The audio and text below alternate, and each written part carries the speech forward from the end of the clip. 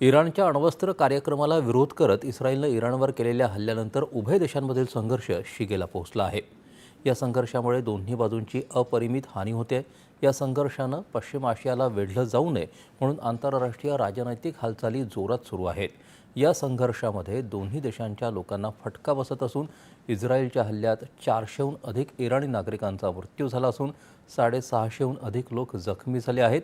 इस्रायलमधील 13 जण इराणच्या हल्ल्यात मारले गेले आहेत।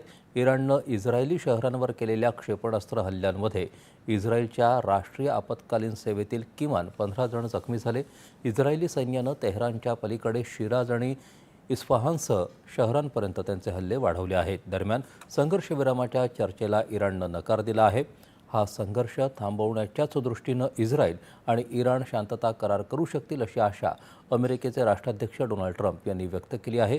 मात्र कधीकधी देशांना प्रथम संघर्ष करावा लागतो, त्यानंतरच असा करार होतो असं ते म्हणाले। या संघर्षावर G7 बैठकीत तोडगा निघू शकतो असा विश्वास जर्मनीचे चान्सलर फ्रेडरिक मर्झ यांनी व्यक्त केला। या पार्श्वभूमीवर संयुक्त राष्ट्र